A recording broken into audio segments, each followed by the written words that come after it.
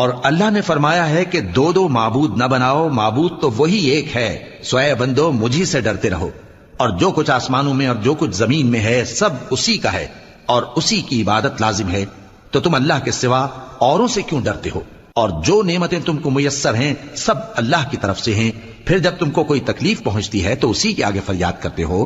پھر جب وہ تم سے تکلیف کو دور کر دیتا ہے تو کچھ لوگ تم میں سے اللہ کے ساتھ شریک کرنے لگتے ہیں تاکہ جو نعمتیں ہم نے ان کو عطا فرمائی ہیں ان کی ناشکری کریں۔ تو مشرکو دنیا میں فائدے اٹھا لو، پھر ان قریب تم کو اس کا انجام معلوم ہو جائے گا، اور ہمارے دیے ہوئے مال میں سے ایسی چیزوں کا حصہ مقرر کرتے ہیں جن کو جانتے ہی نہیں۔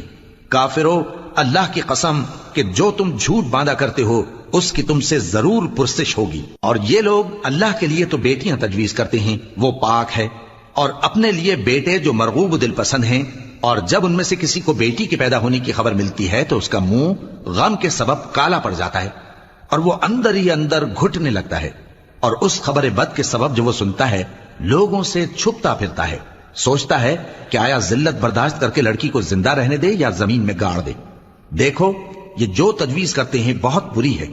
جو لوگ آخرت پر ایمان نہیں رکھتے انہی کے لیے بری مثال ہے، اور اللہ کو صفت اعلیٰ زیب دیتی ہے اور وہ غالب ہے، حکمت والا ہے۔ اور اگر اللہ لوگوں کو ان کے ظلم کے سبب پکڑنے لگے تو ایک جاندار کو زمین پر نہ چھوڑے، لیکن ان کو ایک وقت مقرر تک مہلت دیے جاتا ہے، پھر جب وہ وقت آ جاتا ہے تو ایک گھڑی نہ پیچھے رہ سکتے ہیں نہ آگے بڑھ سکتے ہیں، اور یہ اللہ کے لیے ایسی چیزیں تجویز کرتے ہیں جن کو خود ناپسند کرتے ہیں، اور زبان سے جھوٹ بکے جاتے ہیں کہ ان کو قیامت کے دن بھلائی یعنی نجات ہوگی۔ کچھ شک نہیں کہ ان کے لیے دوزخ کی آگ تیار ہے،